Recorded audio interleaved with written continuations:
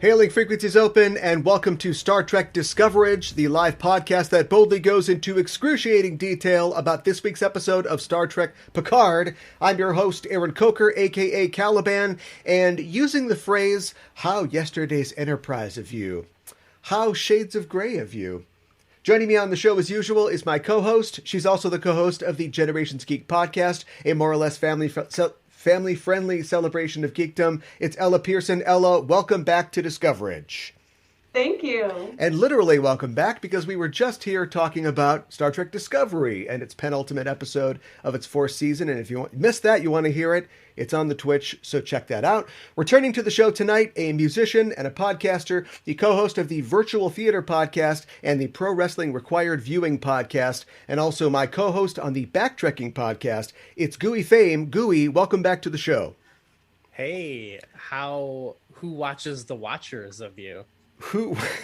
Yes. That's the first one that came to my mind. Yeah, that's a new thing. Like, everybody's just going to start referencing Star Trek episodes. You know, oh boy, that's Pretty Wolf in the Fold of you there, stabbing all those women.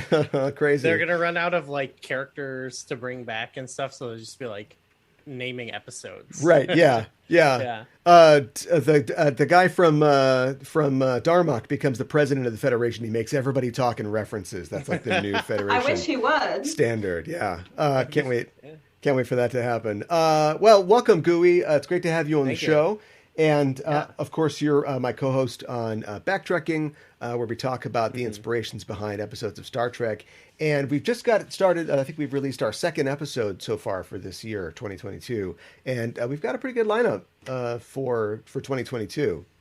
Yeah, literally just today we had our Hamlet Conscious of the King episode come out. I think this is like the third time we've kind of talked about something related to Shakespeare, but it's just so far. It has to be at least the third time. Yeah, and because that's one of the classic Trek things they like to reference. But I think so far we've done a fair amount of that. Our previous episode before was the Big Goodbye.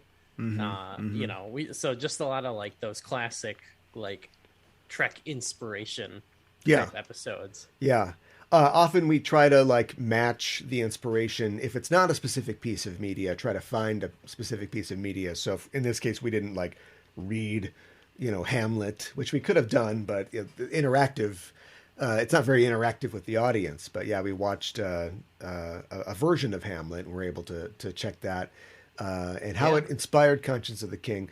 And we do all kinds of media. We've done music in the past. TV shows, real life historical events. We're actually going to cover a couple different pieces of literature this year as well. And I got to tell you, Gooey, I've started reading. I should be reading something else that we're going to cover sooner, but I've started reading the first Horatio Hornblower novel, Beat to Quarters, and I got to say, it's pretty fun. I really enjoy it a lot. It has a very Star Trek feel, or I should say that Star Trek has a very Hornblower feel. That's one of those references too that I hear all the time. Like Captain Kirk is based on this, but I actually know nothing. I know absolutely nothing about it other than it kind of influenced the Captain Kirk character. So yeah, it'd be cool to check that out. Well, I think you're going to really enjoy it when you start reading it. But forget all that. We have to talk about something very important, which Elle and I were just talking about. We had to save for this show. I know that you have now seen The Batman, and so I believe we can waste, I don't know, maybe 3-4 minutes talking about what we thought about The Batman. Sure. So I haven't seen it. So you haven't seen it? I have. Well, what did you want to say about it then? I wanted you to say something about it. I don't want to say anything. Okay, all right. I could say some things. I could assume some things. Okay, Gooey, a non-spoiler review of The Batman. I need a very flat review. That's fine. I think I can do that because I think the thing I would want to mention, the thing I liked the most about the movie was the music. Okay. I thought it had an awesome score. Obviously, they play the like Batman theme like constantly in the movie, but I love that. Yeah, I love that he had a theme that is a cool theme, but all the other characters had great themes, and that's really the movie for being as long as it is. For me, it kind of just slid by. Like I never felt like, what time is it? How, you know? Yeah. And I think, I don't know, I was carried by the music a lot of the times, but it just has a great tone and vibe. Yeah, it's great. I think that's a very succinct but good review for a movie that is almost 3 hours long. That is mostly about mood and kind of tone and characters looking at each other like. There's a lot of that. The music does really kind of pull it through, and I went to YouTube just looking for like the score, and I found this YouTube channel where a person who does like piano themes did a lot of renditions of some of the soundtrack and the music from the movie. And like, even in that kind of toned down, just like single piano, like it was like, yeah, it was just really cool, very simple, but very kind of engrossing themes. So that's the review of the music of the Batman. And then that's all you're going to get until Ella sees it, I guess. That's not a spoiler. Well, do you guys think, what did you think of Robert Pattinson as the Batman? I love Robert Pattinson, and I think he was great in this movie. Yeah. Yeah. One of my more favorite Batmans for sure. Bad answer to your question, but I saw an interview with Christopher Nolan that I think it was taken like when the Batman was still filming. So who knows, probably years ago. But talking to him about what he thought about the new Batman, and of course, what's he gonna say? Like he doesn't want to take a crap on the new one, but clearly he's proud of his. But also the fact that like he was just working with Pattinson in Tenet, and so the first half of the questions were just like, yeah. So what do you think they're gonna do? And Nolan's just like, yeah, I don't really know. I'm good. I hope good luck to them. But as soon as the guy mentioned Robert Pattinson, Nolan just, suddenly opened up and was like, oh, he's just so great to work with, and he knows exactly where you're going, and he's so like versatile and talented. And I agree with Christopher Nolan. I think it's funny that Pattinson has spent so much of his time in his career post Twilight trying to show everybody that he can do so much and be so versatile, and then they stick a mask on half of his face and ask him to go for an entire movie. Yeah. It's a weird choice for him. Obviously it's high profile and he's getting paid, but I think that he did a really good job. And the mask comes off.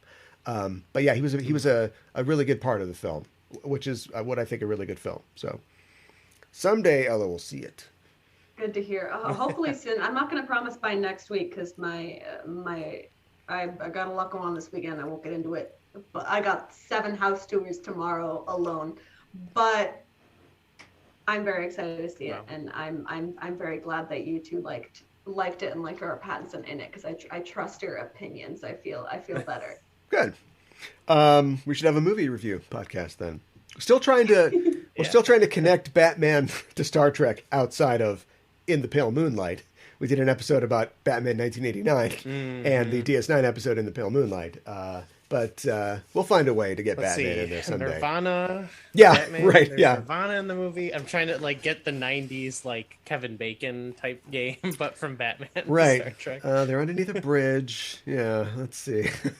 Okay, someone from Fleetwood Mac was in an episode of TNG. Yeah. I'm almost getting there. The Running Man. Yeah, Mick Fleetwood was in The Running Man, and he talks about Spock in The Running Man. So The Running Man and that one episode where he plays a fish man in the second season of TNG. Okay. We got it. Didn't guess the Batman. Ella, this is how the sausage is made. You're seeing it right here. I'm seeing something. The thing about sausage is you don't want to see how it's made, but anyway, here you go. The thing about sausage is I'm a vegetarian. Okay, well, vegan. Here's how the vegan sausage is made. Well, we wanted to talk about the news before we get rolling. We'd mentioned something on our last hour of the show that had to do with this hour of the show, and that is the fact that it has been confirmed that the 3rd season of Picard has now wrapped, but also that this will be the last season of Star Trek Picard. It's 3 and out for Star Trek Picard. Dang. As confirmed by producer of the show and also Jerry Ryan as well. That's probably good, right? Yeah. I thought watching the first episode of this season when they had Rios and his crew, I'm like, they should just make a show about these guys and not have Picard. And then I was ended up being happy seeing Picard, but I was like, kind of like, oh, it would be almost better if it was just some guys on a ship. I don't know. Yeah. Maybe that's too old school Trek of me, that I just want to see a crew on a ship. So, well, something else that we talked about in the last hour was the idea that every show that we've seen so far has been kind of teased or dropped or sort of discussed, and then we see that it's in development. Strange New Worlds, Section 31, and they're all featuring either settings we're familiar with or, you know, springing off of characters that we know or have followed, and so.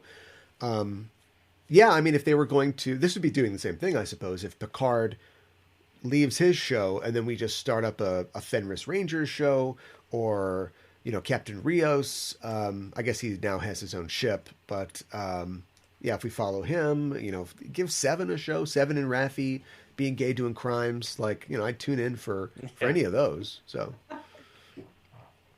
yeah, there's enough likable characters. yeah, for sure. Yeah. So, bittersweet news. It's good to know that they're moving forward, but of course, it won't be going forever. But nothing ever ends, except for the trial, as Q points out. And we've just seen the second episode of the second season of Star Trek Picard. It's an episode called Penance, and we're here to talk all about it. But first, as always, a warning. We're setting a course for the spoiler zone listeners, so be warned. We're glad you've decided to join us, but if you haven't seen the episode, spoilers are incoming. The official synopsis for Penance is Picard finds himself transported to an alternate timeline in the year 2400, where his longtime nemesis Q has orchestrated one final trial. Picard searches for his trusted crew as he attempts to find the cause of this dystopian future. The teleplay for this episode is by series producer Akiva Goldsman, also producer Terry Matalas, and Christopher Monfett. The story is by Michael Chabon, Akiva Goldsman, Terry Matalas, and Christopher Monfett. The episode was directed by Douglas Arniakowski, and as we mentioned before, the date is apparently 2400, and the last episode was 2401, I believe. So we've gone sort of a year backwards in our alternate timeline. I wanted to mention a few cast members from this episode. Alex Deal returns as Synth Guy. He's the guy that appeared in the season 1 of Picard, when anytime there's a synth, it's like this, you know, hell yeah kind of guy. So good work for him if you can get it, I guess. Annie Wershing. Yeah, well, he gets to be in a lot of scenes, you know, a lot of locations. Annie Wershing makes her debut as the Borg Queen in this episode. Also, John Briones Jr. appears as the Confederation magistrate, that's Seven's husband in the show, and he is the father of Issa Briones, who plays Soji and Daj in the first season and also the first episode of this season of Picard. Yeah. And Patton Oswalt, comedian Patton Oswalt, provides the voice of Spock 73, Girardi's virtual cat. And honestly, virtual cats, I'm glad it's a thing in the 25th century. Yeah, he's maybe the only actor that I could clock. The voice? The voice. I was like, Patton Oswalt? Yeah. But like right away. Yeah. Makes sense that he's a Star Trek fan. Didn't know about that, but yeah.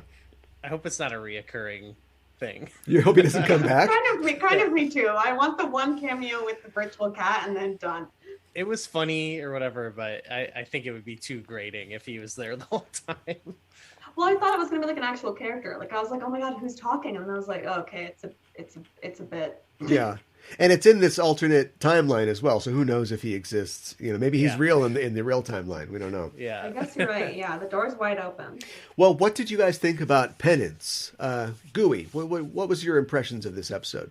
I enjoyed it. I've liked the first 2 episodes so far. It feels just like it's still a little like the show's just silly. But I guess Star Trek is kind of silly, but it's been fun, which I feel like the last season I wanted to enjoy it.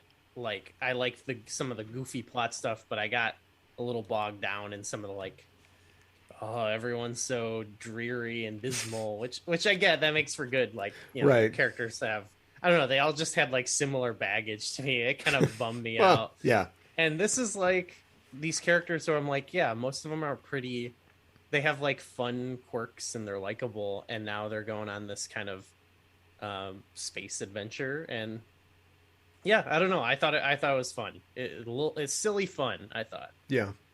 Ella? I also was having a lot of fun, and I couldn't really, as the episode was playing out, I was like trying to figure out what about it was like so intriguing and exciting for me, and I kind of couldn't. Maybe you can translate after 5 years of doing the podcast, but I was just like, I was really living. I was like, this is better than the Mirror universe. I was thinking about how much I love reading. This is off the point. How much I love reading like um back in the day, maybe like 2012, people used to post these Lord of the Rings fan fictions where it'd be like, oh, a person from our world got like dropped into The Lord of the Rings Earth, right? isekai. I love it. Yeah. Yeah, and they have to like fake, they have to fake it, or it's like a big secret that they're not like from Middle Earth or whatever. And it was reminding me of that, and I was like, maybe that's just compelling when they have to be kind of, they're sneaking around a little bit. But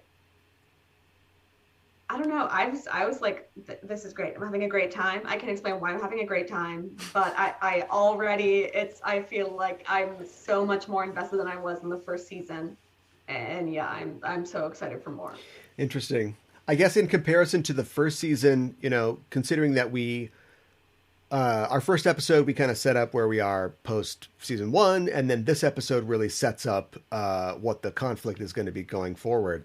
And the first season it did the typical streaming show. We need like 3 hours, really. That's our pilot, right? Every pilot is like 3 episodes to set up the whole world. So I'm glad that it got there faster, but this moved so quickly and was so entertaining, and I think trusted the audience so much that I almost wish that this had been the first episode.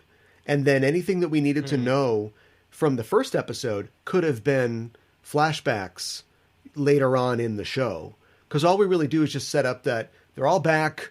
Picard's got a thing with his housekeeper, I guess. Well, not really. Well, yeah, almost. And I did have a feeling watching the first episode that part of it felt like that would come at the end of the last season almost. Oh yeah, it felt like kind of ending stuff, but at the same time, I liked it. It just it wasn't as like fun and fast paced, but is definitely more set up than anything. Yeah, but this was so appealing and so enjoyable that I just think that, like, I don't know, that watch this one first, I think, and then go back and watch the other one after that. The first episode does set up like the like mystery box of the season. That's true. And that's the only thing that has me worried. Like, what is that going to be? That seems weird. But otherwise, I thought it was pretty good. And I think that is another comparison I could draw to the first season was every character they introduced, it's not just like they had all this like past baggage, but everyone's past baggage was a mystery box that we had to figure out. Like, what happened to this guy? Yeah. What happened to this guy? And I kind of like now that it's like, okay, we know them, we know their deals, like, they're going to deal with it as they come, but like, let's get on with it. And let's not just like, it feels like it's not going to drag it out, but we're only in the second episode. So I don't know. Yeah.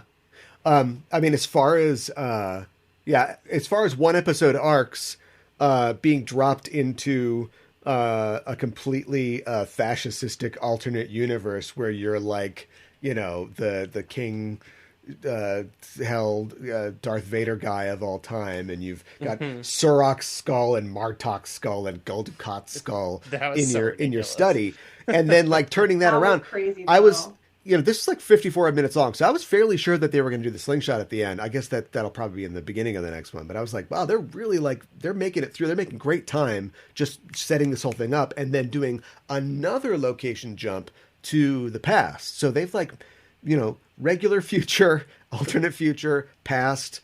Fourth episode, they're going to be in dinosaur times. Like, this show just keeps moving really fast. And I thought that was really, really interesting. I just realized too that Laris is that other Romulan character that was her husband. His name was Shaban. Was that like Michael Chabon like putting himself into the show? And I think it's really interesting that like since he's not the big guy anymore, they kill that guy off immediately. It's just like getting Michael Chabon onto the show. Although he did help write the story for this episode. I just thought that character just dies off screen. He's dead. Speaking of characters who show up in this episode that we haven't talked about yet, Q's back. And we got a little taste of him in the last episode, of course, and he comes back in this. And there's just something about, I think the writing on the show is usually pretty good, but maybe it's just like Delancey's delivery, or the writers themselves are like, it's Q, we've got to nail this. But I thought that those scenes between him and Picard just really clicked, and some of the dialogue was just so good and intense. He talks about how unfair time is, and Picard tells him to cut to the chase. He's like, cut to the chase. The chase is cut. The chase is bleeding. It's just really so like melodramatic. Yeah, Q, really scornful. classic. Yeah. What did you guys think about Q? He seems to suggest that maybe something is wrong with Q. Q is sick in a way or something. Can Q get sick? Yeah, that's one of our mysteries, I guess. Yeah. I kind of agree with you. I thought their chemistry is just kind of classic and really good. So, it's got me not. I'm honestly not too worried about why anything is happening, but we'll see. I guess I don't know what to make of the mystery. Ella, what do you think about the mystery? I love it. I'm so stoked. I'm such like a Q stan. Like I've always loved him. Yeah. And not like everyone, doesn't love Q, but like, I was so excited when I heard he was coming back, and yeah, I'm stoked to see what's going on. Cause yeah, he kind of had that little like fumble or whatever. Yeah. And I also love like they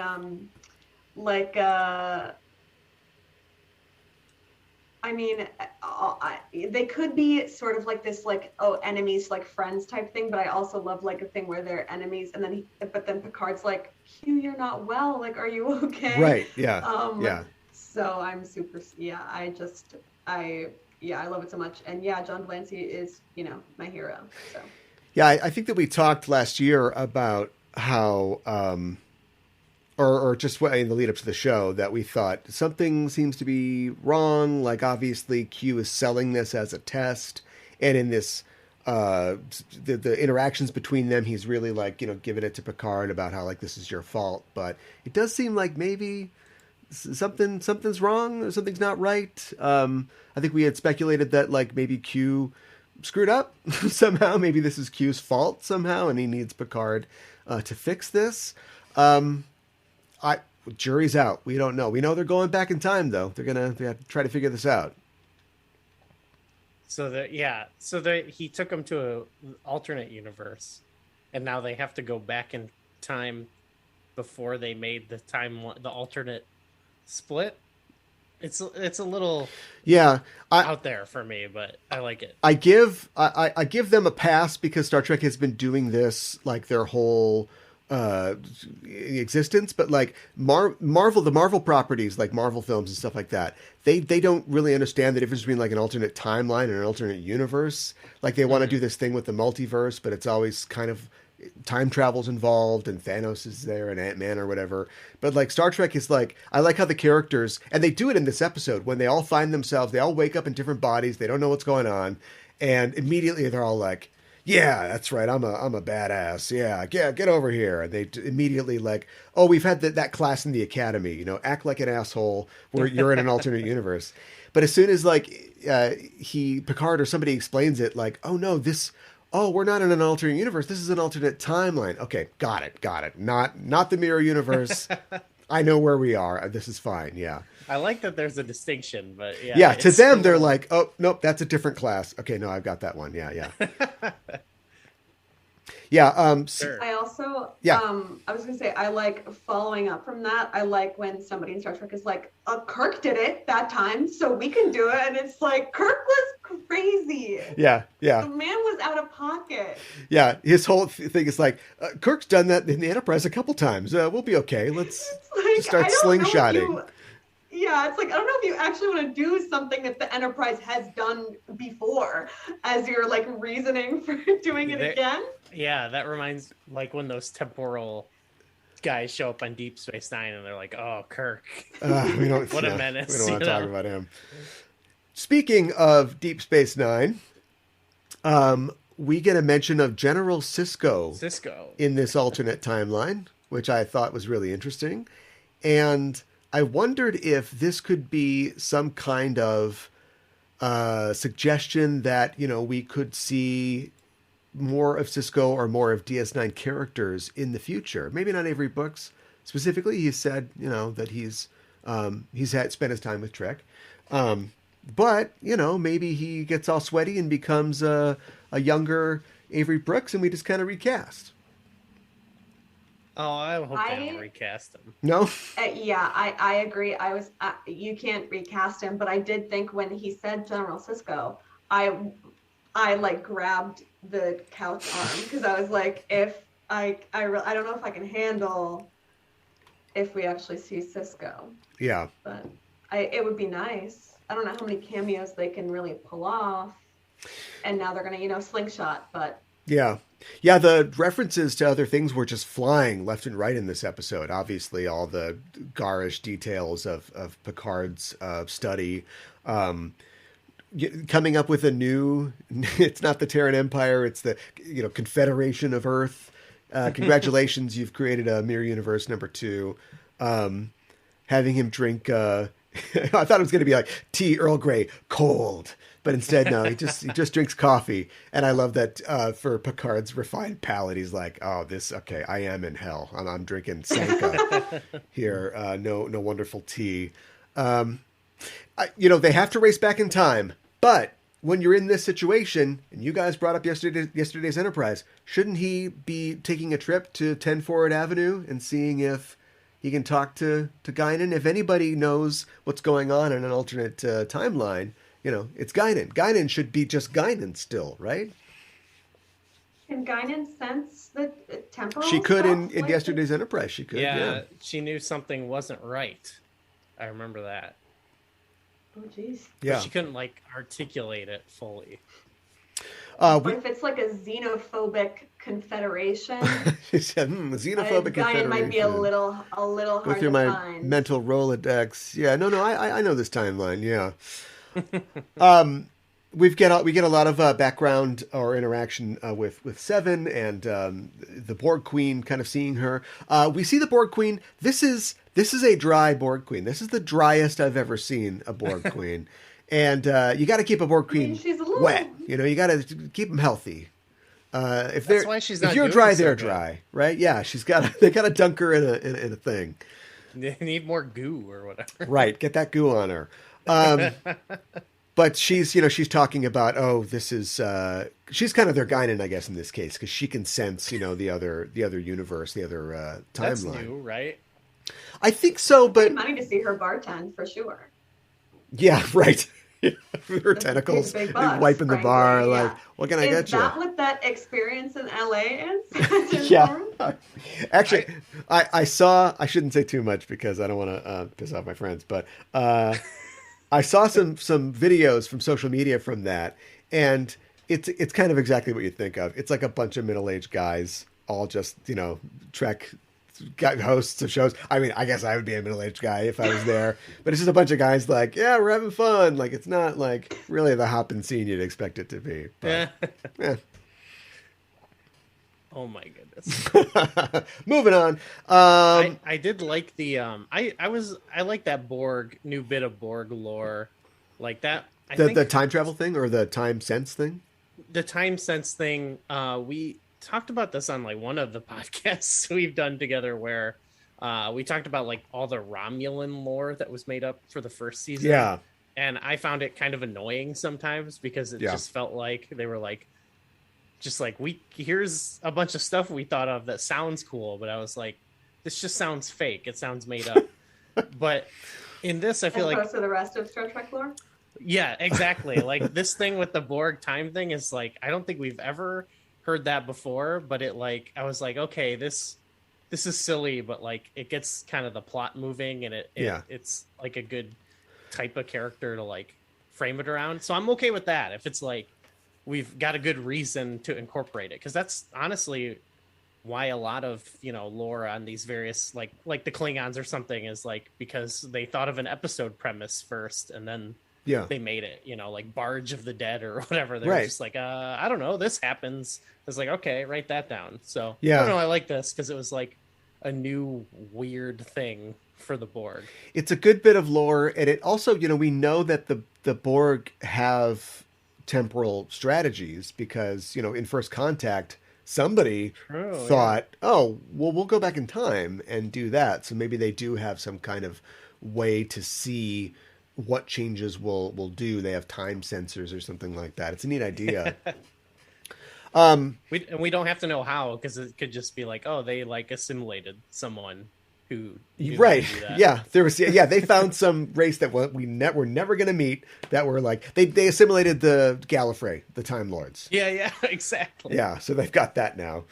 I like, Gooey, you're the Star Trek Christmas special. The Star Trek Christmas special. Yeah. They got crossover. That'll be next series. Gooey, you're a video game guy.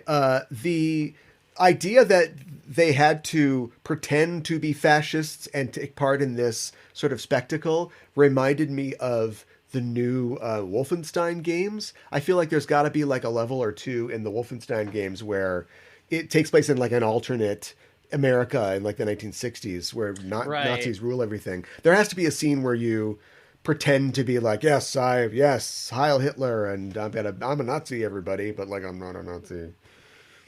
I've only played a little bit of the new ones, Mm-hmm. so I haven't seen that, so I don't know how much role playing they get to. I'm more familiar with the old Wolfenstein 3 Right. fighting the Yeah. robot Hitler. Or whatever. Right. Yeah. I bought it when it was on sale for the Switch, but I haven't played it, so I'll have to. Yeah. The new one. So I'll have to. Let me know what you do some think. research. They get really into the story. Like like Gooey says, the first one is just shooting dogs and Nazis, but like the new ones, they get really weird. It would almost be, I think, a better movie than a game because they really like have written up this story. But in this situation, they're at this like rally, and everybody's like, they're in a fingerless gloves future, and it's a bad time when you're in the fingerless gloves future, and everybody's yelling, "No more dead cops" or whatever they're yelling, and and they have to do this ceremony. And I thought that maybe it's not the right tone for it, but I felt like they should have been like, she's reading the speech as slowly as possible. You know what I mean? And like Picard's like, and then he's a little bit, he's like, yeah, all right, here, yeah, Picard, let's hear it. And he's getting his gun out, and he's like, oh, I want to make sure it's good to go. Like they have to keep like stretching the time out. Read that speech again. What a great speech. You guys want to hear the speech again, right? While Girardi's in the basement, teching the tech and doing the thing. He was really serving like old man in this episode. Yes. I just really was like, the way he was like, yes, with his like arm up, or like even then earlier, because it's like he doesn't know what's going on, so he's being like cranky with the android. He's like, oh, coffee, I'm in hell. I was like, you're really seeming like an old man more than normal. Yeah. With peace and love. And they're doing all this in service of, he doesn't want to kill. Obviously, they need the Borg Queen to travel, but he doesn't want to execute this person, even this foe who he's tangled with and has ruined his life. They still want to, show mercy to their enemies. Meanwhile, in the basement, Eleanor is like doing a thing, and he's like slitting the guy's throat, and he's like breaking necks, and I wonder. It was so sweet. It was awesome, but I wonder if we'll ever confront that. Like Eleanor's first reaction to every problem is just like slit its throat and kill it. That's why it's a little funny that he's like signing up to be in Starfleet. Yeah, because he is like a murder machine. I know. His first mission, he goes out, it's just going to be like a pile of dead aliens. The captain's like, that's a great storyline potential though, which they'll probably not have time to do. But like that would be where he ends up, with 7 of 9 or whatever, and they have their own like murder gang. That, or they need to get him a Worf Skeletor holodeck program where he can just get it all out in the holodeck. Down. Yeah. That lower decks thing where he's fighting like 1,000 people at once. Yeah. In the holodeck. Yeah. Where's Elnor? Oh, he's in the holodeck. He's throwing tomahawks and things like that. Yeah. But I love everybody's position in the new, timeline. Having Picard be this amazing statesman and explorer. It feels like it does feel like a mirror universe. Like, why would a different It totally is. time thing, end up being that he is the opposite of that? But, whatever, it doesn't matter. But having him be like the greatest conqueror of all time is interesting. Seven being the president is really weird. So I guess like she was never assimilated, and her parents, maybe politicians instead of scientists. But it puts her in like a kind of fun position. Having Elnor and Rafi be resistance fighters, or terrorists, if you will, is really interesting as well. And I almost wish, I know they got other stuff to do. They got to go back to past tense time, but like, kind of, I wish we could have a little more time in this timeline, watching them try to not get caught. It's like the man in the high Trek castle a little bit. Yeah, that's probably it's more inspired by that than anything, right? Yeah. There's a future episode for us. I guess we gotta watch that show. I was waiting for Seven, the whole episode. I was like, how long before Seven, forgive my language, how long before Seven slaps the shit out of her short husband? Right. Right. I was like waiting, and now I was like, I'm never gonna get to see her punch him. Well, they're leaving. Yeah, he's got guns trained on the crew, so that'll have to happen at some point. Maybe you'll get it right away. I was really waiting Instant for it. I was gratification. like, she really has some height on him. I was like, first of all, and again, with peace and love to that actor, but Seven's looking a little out of your league. Yeah. Caroline's looking, you really married up. But I was waiting for the, Seven, more like the difference in their numbers. Hey-o! Hey-o. But yeah, and having the show really seems to like be stepping on the gas for Girardi being kind of the comedy character, and I think that's probably a better place for her to be than like ripping her face off and killing her boyfriend. I murdered my boyfriend. Yeah, right. But they hand waved that real fast. I think that's an interesting place for her to be, and I thought that it worked, mostly well in this episode. I liked pairing her with Seven is something that we didn't see a lot in last year, and so I think that was kind of funny. And her, being like, "Oh my God, thank God it's Seven," and Seven's like, "No, I'm different. I'm the president." And she's like, "Right, yes, your Majesty, right." Putting her in that, everybody's so good at pretending to be evil, except Agnes is not good at that at all, and so having to kind of cover for her, is funny.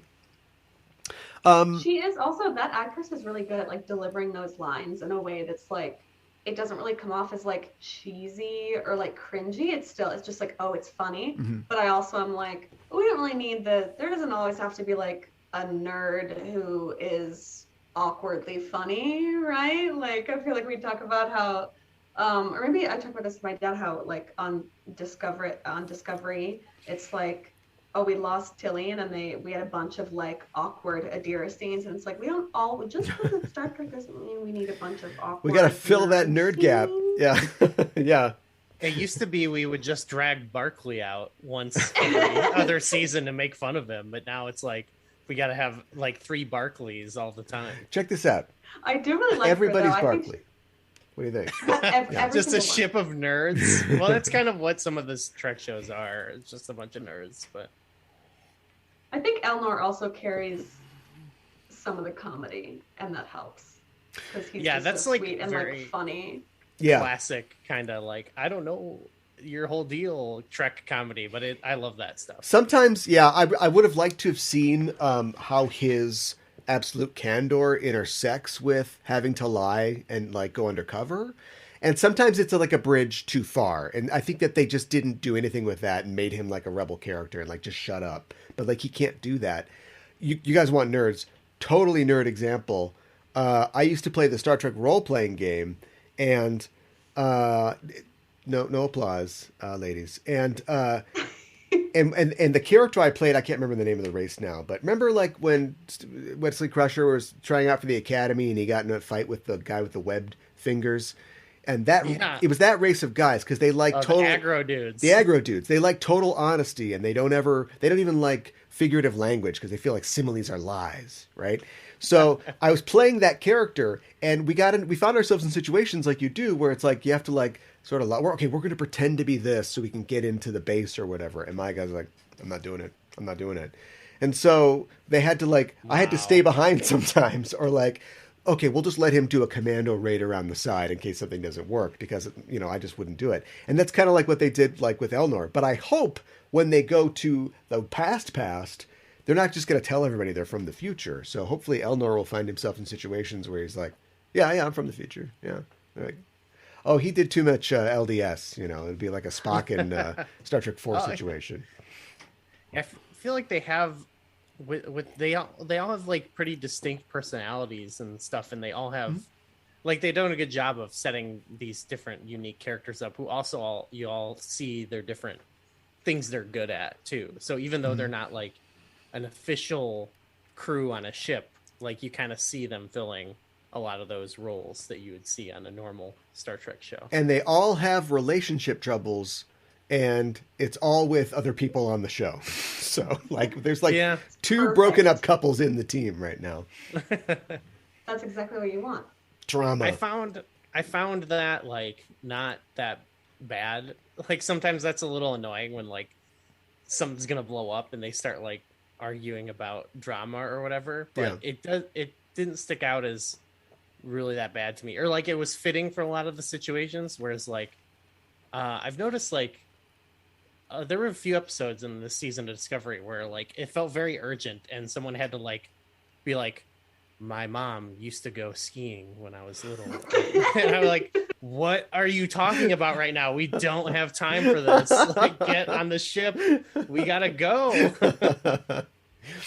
I did like the scene where Seven is like, I'll call. Oh, okay. Rios is in Starfleet still, or whatever they've got. I'll call him, and she calls him, and she's like, "How is everything, Colonel?" And he's like, "It's fine. How are you?" Like all sci-fi teams need a code phrase. So if you ever get thrown back in time or into a fascist future, you know, you can be like, "The grasshopper lies heavy," or whatever, and then and people are like, "Oh, okay, all right, thank God, you're normal. You're normal."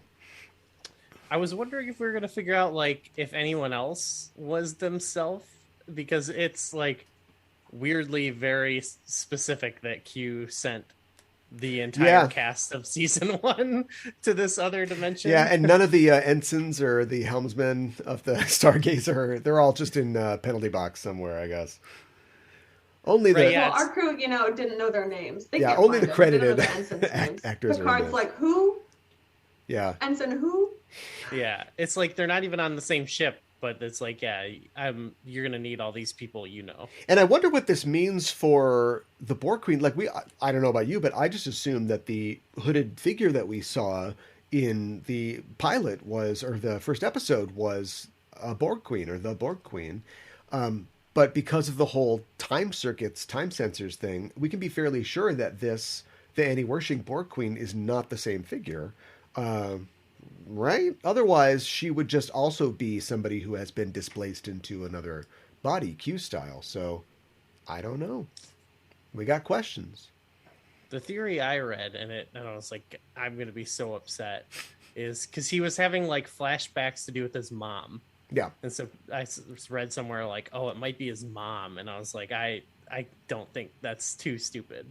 She does. His mom, Picard's mom, is the Borg Queen. Yeah, that's why she says, "Look up." Got him for Locutus. Yeah, she says, "Look up." Yeah, I'm thinking. I mean, we're getting near the end of the show. We can talk about theories. Like, I'm thinking that the event that he witnesses, or that he is flashing back to, where his mom is assaulted or whatever's happening to her, like that is a consequence of the time lines being different or something, because, and I think like the single reference that we get to his mom period in the series is in Where No Man has Gone Before, but where he sees a vision of her offering him tea. That was awesome. So we know that she reaches old age. Why would he imagine his mom as an old lady? But it does seem like something really bad's happening to his mom. So I think that that's like, this is right before his time jump, right? So maybe his memories, are sort of rewriting themselves, Back to the Future style. Honestly, I don't know. But you know what? It's an intriguing mystery, and the kind of thing that I think that we can open up over time. I think that it's I like it so far. It's interesting. I think it has more. Weirdly, I think it has more promise than there's a giant Borg cube and we're breaking it down for parts. Discuss. Like that's a scenario, that's a setting, but this is a specific thing that's a mystery and a question that will hopefully unfold as we go. I think that there's a lot of potential. What do you guys think's coming up on the show? Oh my gosh, I don't know. They're going back in time. They are going back in time. Probably to Picard's childhood. Well, they're going to 2024 LA, right? So they'll be stuck in traffic. LA joke. I forgot. Yeah, they're LA going joke. to. You guys wouldn't get it. Ella, what do you think? I think we're gonna get some. Star Trek likes to make some commentaries on our society, but I think the 2024 trip is gonna have some very direct. We maybe call it parallels. I don't know what to call it. I feel like it's going to be very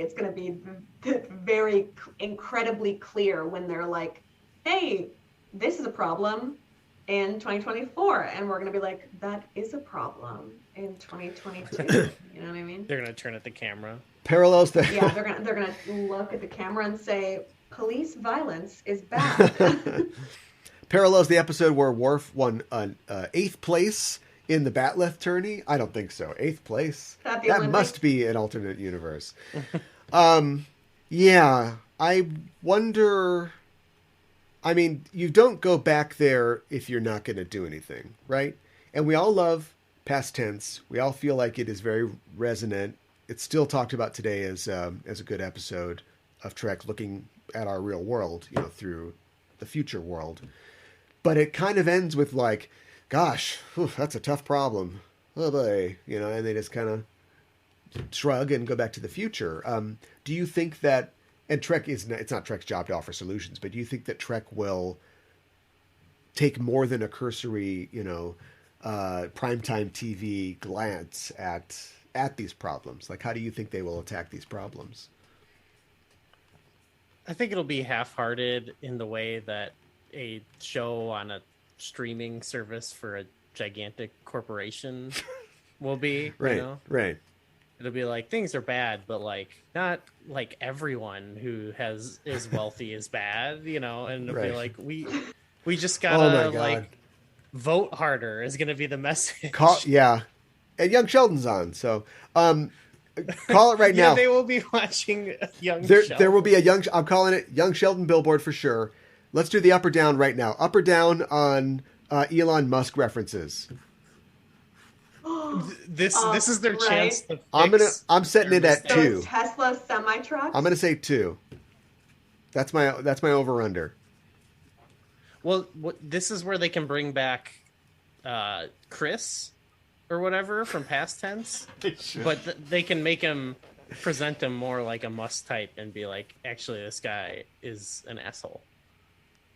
I'm feeling like I want at least one episode that has a Star Trek 4 vibe where it's just like silly goofy. Yeah. Double dumbass on you type situation. Yeah, exactly. Yeah. They could do that with he loves Italian. Tesla car. It could almost hit them and then it could like explode. they're in a Tesla and it's got the pop-up screen, they're boop boop boop. They're like, what is this crap? This doesn't work at all. Yeah, I think that I think you're right. I think that will be sort of spread throughout their time back there. It would be great if it was concentrated. There's just one episode where they just have to get the nuclear vessels or whatever, and so they're I was gonna say, what's the thing about the vessels? And they're having fun, yeah. But I think I think we'll get moments like that all really through good. There.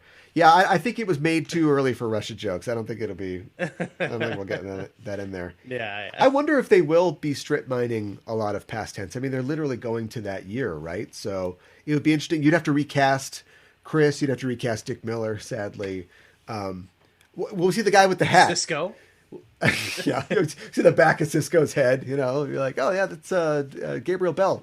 Hat guy was cool. Get Hat Guy back in there.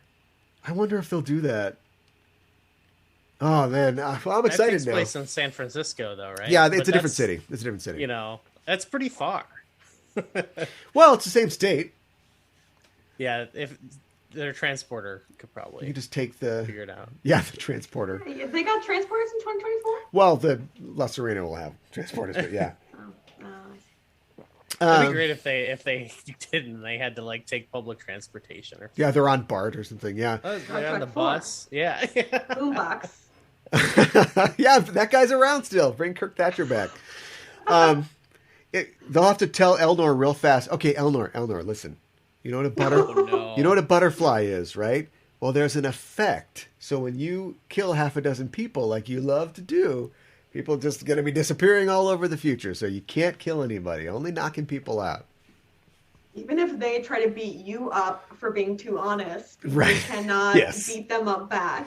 You're definitely going to, say double dumbass on you or color for metaphors. And, yeah. So there's a lot of potential in the season coming up. Anything else that you guys can think of to say about this episode of Picard or the season of Picard coming up before we wrap up? I don't know, but what I do know is that, I don't know why this is so shocking to me, but that scene where he had the skulls in his office, I was shook, but I also had like a slapstick Seinfeld comedy bit where I was like, had noodles halfway to my mouth, but then was like, when I saw the skulls and the noodles just slowly slid off my chopsticks and like fell back in my bowl, and I was like, oh, like, and then I realized how shocked I was. What are you And doing? like, We're subjugating the galaxy, Jerry. Yeah. that scene did make me, and the first episode when we saw everyone like just going to Starfleet. Maybe it's kind of basic of me, but it did make me like, I still just want to see a Star Trek show that's like in this timeline. And it's like weekly, like we're learning more about what happened. Lower Maybe Decks, not to Martok or I guess Lower Decks. Yeah. It'd be fun just to see like, what's going on with the politics of, because that was something I loved in Deep Space Nine. Is like, oh, now the Romulans are on their side. It was it's just fun to like see like what's going on with all the people we know, or not the people, but the the civilizations, but Martok would be around probably still, because Klingons live a pretty long time if somebody hasn't bumped them off. Trying to think of like the other TNG actors. Unfortunately, the guy that plays Tomalak is gone. Maybe even not just those people, but like what are the Klingons doing? What are the Romulans doing? And I guess like it's interesting that like in this timeline, no matter what the change was in the 21st century, these figures still rise. So Sarek is a big deal. Martok is a big deal still. Gul Dukat was a good guy apparently, or at least was fighting for Free Cardassia. The internet's going to have a lot of fun with that. But just presenting three skulls that we don't know has no impact. So we have to do that. Yeah. I think we covered it. I think we did a really good job. So like I said before, I'm really looking forward to what's coming up. I think that's it for our show this week. Thanks for joining us, listeners. And if you like what you hear, you can follow us on Facebook and Twitter at EISTPOD for updates and to get notified when new episodes of both Enterprising Individuals and Discoverage are released. You can tweet to us on the show by using the hashtag Discoverage, or you can email us at EISTPOD@gmail.com. And while you're on the internet, why not head to your listening platform of choice and subscribe to our show and give us a rating and a review, because it really helps us out. If you want to help the show grow, you can stop by our Patreon page at patreon.com/EISTPOD. And as always, if you like the show, tell a friend. Discoverage will return on March 17th at 9 p.m. for the third episode of Star Trek Picard's second season, and we will be here to cover it then. We'll be going live at 9, so join us then. You can follow us on Twitter at Facebook, or Twitter or Facebook at EISTPOD to get notified when we are live and broadcasting. And follow us here on Twitch. In the meantime, check out our main show, Enterprising Individuals, at enterprisingindividuals.com. Every Wednesday on the show, I and a special guest discuss in excruciating detail a selected episode from a Star Trek series. We also have news from the Star Trek sphere and interviews with special guests. Our latest episode just dropped, and on it I'm joined by author David R. George to talk about a little unknown film called Star Trek II, The Wrath of Khan. But never mind that. What you really ought to do is check out our sister podcast, Backtrekking, where Gooey Fame and I look at the real-world inspirations behind classic episodes of Star Trek. And our most recent episode just dropped. On it, we hold Star Trek up to the standards of the Bard of Avon. We compare Shakespeare's most classic play with the TOS episode it inspired. David Tennant's Hamlet is what we watched. And we also watched the original series episode, The Conscience of the King. And that's what we're talking about. Hamlet is the Star Trek II of Shakespeare plays. And I guess that makes Star Trek VI is like dropping your complete works on your foot. But I doth protest too much. You can find Backtrekking at Backtrekking on Twitter or wherever you find your podcasts. Ella, thanks as always for joining us to talk about this episode of Star Trek Picard. Where can people find you online? Thank you. My home podcast is called Generations Geek. I do it with my dad, and maybe more relevant this episode than last episode is the fact that because of Robert Pattinson is playing the Batman. Yeah. I'm trying to convince my father to watch Twilight because I think it would be hilarious. Yeah. So everyone can tweet at Generations Geek and say Wow. a Twilight episode, please. Yes. Because I can't imagine what would come out of his mouth if he watched it. I think it'd be hysterical. Send a message. I want to know if your dad is Team Jacob or Team Edward. And so do I. All right. So, yeah, direct your tweets to Generations Geek on Twitter. And Gooey, it's always great to have you, and thanks for being on the show. Where can people find you online? You check out Virtual Theater. We just had an episode coming out soon about Resident Evil Retribution. Oh. That should be coming out this week sometime, whenever I decide to upload it. That was a lot of fun. And check out our other show. Like you said, we got a lot of fun episodes coming this year. Yeah. Have you talked about Welcome to Raccoon City? No, I have seen it. We've not been very topical, but I did see it. I'll probably watch it again someday. Did you see that? I have not seen it, but I was waiting for, a podcast that I want to listen to have an excuse to watch it.